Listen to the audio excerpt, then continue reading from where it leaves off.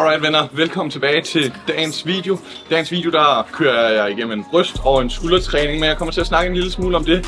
Der nok er mange, der sidder inde med lige pt. De vil gerne i form til sommer, men måske er de også lidt bange for at miste muskelmasse i processen. Så hvis du vil være sikker på ikke at miste muskelmasse, når du kommer i form her til sommer, så se videoen her, fordi løbende kommer til at give dig alle de tips og tricks, du skal bruge, og de nødvendigheder, der er nødt til at være styr på, så ikke du kommer til at blive tynd og slank, men uden muskler til sommer. Det er der ikke nogen, der gider. Man vil gerne være markeret, stå ripped, stadig have fylde på, og ved du hvad, hvis du gør alt det her rigtig, rigtig godt, så kan du kraftedeme også godt bygge noget muskelmasse mens.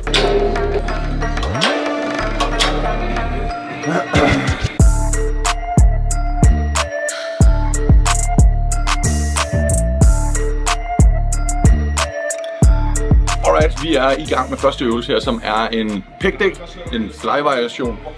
Og det er jo ikke det, jeg træner primært i, men jeg træner her en gang imellem. Og det er klart, fra center til center, der er forskel på udstyr. Det føles lidt forskelligt. Jeg kan mærke lige til mig, den er lidt smal, den her, og væggen er lidt tæt på, så jeg lige ved at ramme med hånden. Men man må ligesom tilpasse godt, som man kan. Det, der er vigtigt, når man kører den her, det er, at man sidder låst, stabil, holder brystet højt, og armene tæt på struben som muligt. I heard man when I chat and chit. I come through like what's good, these wigs getting split. Man better breeze and sprint, it's long if I choose to bite down on these pricks. X is a lyrical 4-4 in this, so make sure it's X that you wanna rally with. Oh, make a big man turn to a kid. Shout out scope and I'll slat up. Som jeg siger rigtig mange gange, det er fucking vigtigt at træne til failure eller meget tæt derpå. Det var failure eller meget tæt på failure, men på en meget kontrolleret måde, hvor jeg kunne styre det til sidst. Læg den pænt og stille og roligt ned, og det eneste, der brænder lige nu, en Martinez. Fox, I ain't got none. Don't care which means I lost them. Genie's out of the bottle when I ain't going back, so now I'm a pop. Alright, så det var opvarmningssættet, og jeg skulle bare lige mærke øvelsen her. Lidt specielt, men i virkeligheden en brystpres. Du kan ligge og lave en dumbbell press, du kan ligge og lave en bænkpres, hvis du vil. Jeg vil sige lige til det her giver det bedre mening med eventuelt en maskine, hvor du kan ligge noget mere låst. Det er i hvert fald sådan, jeg godt kan lide at gøre lige pt. Så, let's go.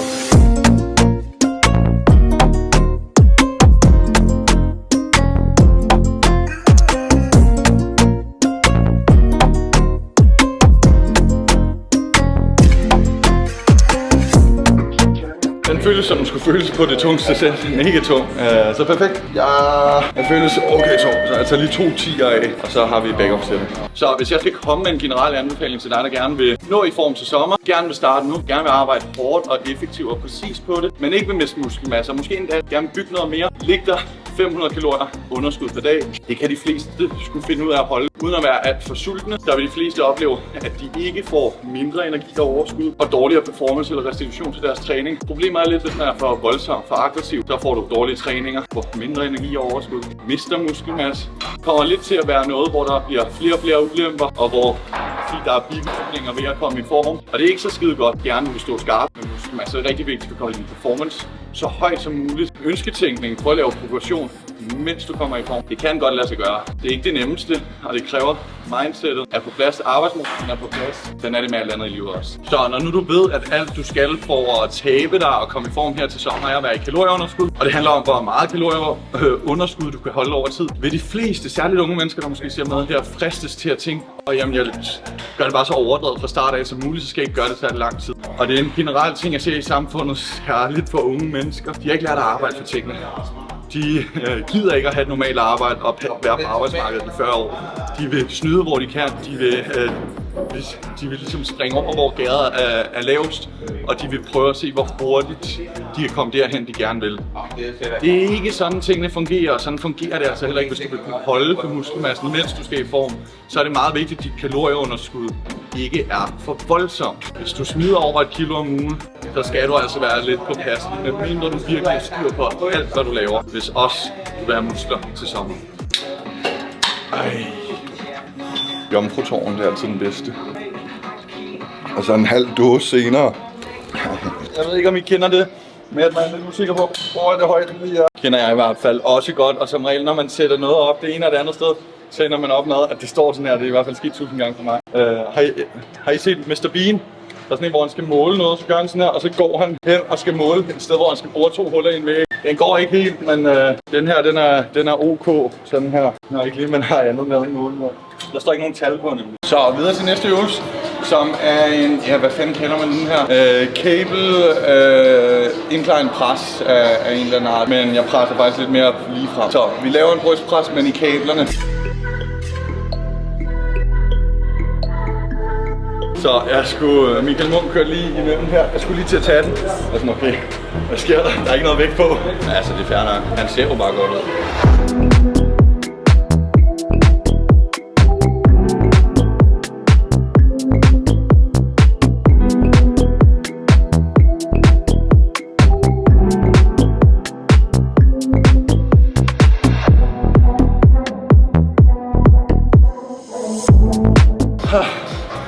Hvor får den godt det der.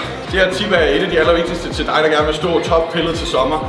Skal du i form, og er du bange for at miste muskelmasse, vil du endda også gerne kunne bygge noget mere, så ved du nok godt, at protein også er rigtig vigtigt. Ja, du skal være i underskud, og underskud skal ikke være for stort, men du skal så sandelig også have nok protein. Generelt anbefaling for folk, der styrketræner ved ryg, så det er 1,6 til 2,2 gram. Jeg vil så sige, når du er i underskud, specielt jo større dit underskud er, jo mere kan det give mening at skrue protein højere op. Men 2 til 2,5 gram protein, det er sådan et ret godt sted at ligge. Det vil jeg kalde en ret god safe zone. Og i nogle tilfælde endda også over 2,5 gram protein per kilo kropsvægt. Så skal du kunne holde på din muskelmasse frem mod sommer, skal du endda kunne bygge lidt mere. Eller få lidt for meget protein, vil jeg sige, end lidt for lidt. Og lidt gerne over 2 gram per kilo kropsvægt. Så klassisk eksempel, når du går ind i en maskine, som du ikke lige har kørt, men en anden lige har kørt, så vil den 99% sandsynlighed være indstillet forkert til dig. Så vær kritisk. Ikke dig, der har siddet inde i før.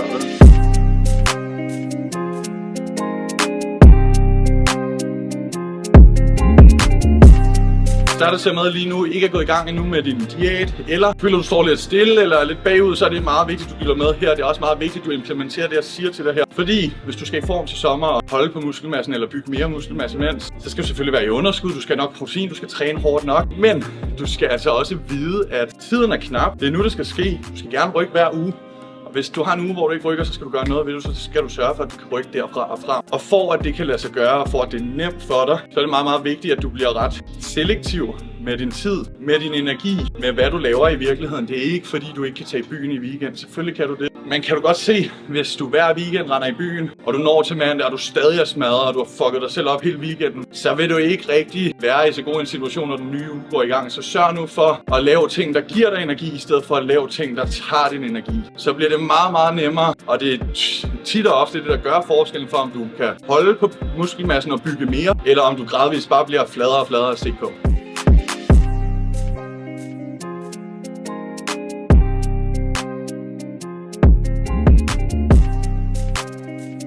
Det er meget populært at sige, at du kan spise burger, pizza, pomfritter, spise 80-20 og komme i god form og skabe resultater. Det er også rigtigt, det kan du også godt. Men hvis vi skal være bundærlige, hvis jeg skal prøve at forelægge en strategi for dig, der gør det helt meget nemmere, og det at noget er nemmere, det gør nok også, at flere af jer, der ser med, får succes med det. Så vil jeg sige, sørg for, når du skal i form til sommer, at kunne holde på muskelmassen og være sikker på at komme i mål. Sørg for at spise mad, der holder dig mæt. Og ja, en pizza eller en burger kan også godt holde dig mæt, men du kunne nok godt forestille dig, at der var ting, der var bedre at gå efter. Så et meget simpelt, håndgribeligt råd til dig, som er ret nemt at overholde, det er at få protein til alle dine måltider, og få enten frugt eller grønt til alle dine måltider.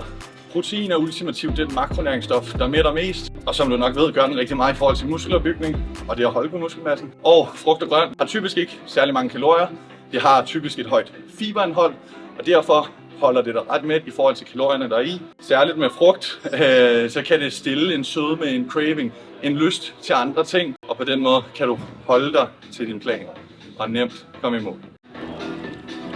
Jeg siger ikke, du skal bælge på den her måde, men et andet råd, der vil hjælpe dig med at komme i form, få nok væske. Det gør så meget for din performance, det gør så meget for dit pump, for din styrke, for at du har det godt, for at funktioner i din krop fungerer, som de skal. Og så sørger det altså også for, at nogle gange, hvor du føler dig sulten, jeg kan fortælle dig, at det er ikke sult, det er tørst, det er fordi du er en svans til at drikke vand, eller væske generelt, så få nok vand at drikke, få nok væske i løbet af din dag. Igen gør det hele meget nemmere, og prøv at du er ikke verdensmester til noget.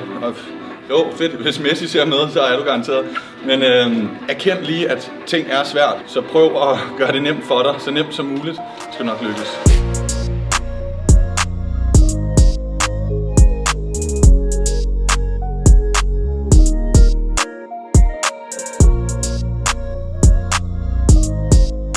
Til dig, der gerne vil i form her til sommer, og ikke vil miste din muskelmasse, tænker du sikkert, Josh, hvad med cardio? Fucking hader cardio.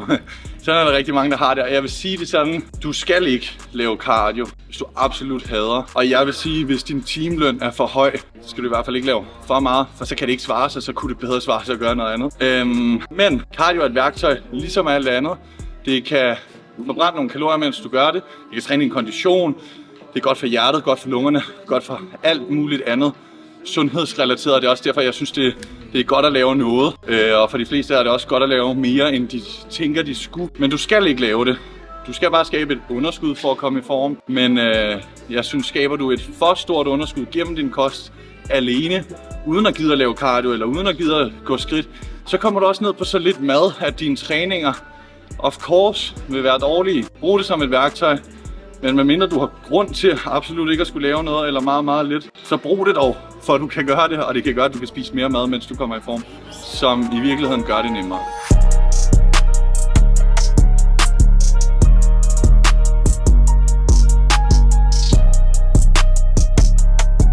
Jeg kom til at sidde på min nos under sættet der.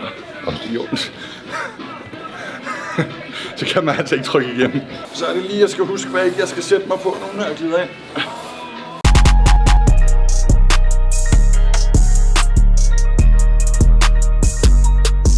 Træningen er færdig. Jeg håber, du har lært noget.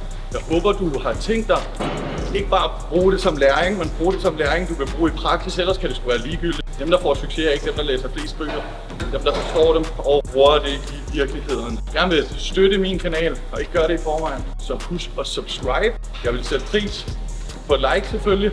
Hvis du står og mangler træningstøj, kosttilskud, kreatin, proteinpulver, pre-workout, forskellige ting, som altså bare gør det lidt nemmere at komme i mål. Så hop ind på MyProtein, brug linket nede i min beskrivelse for at støtte mig, og brug min kode for at spare. Der er dagsprocenter, men typisk plus 30%. Tusind tak fordi du så med på dagens video.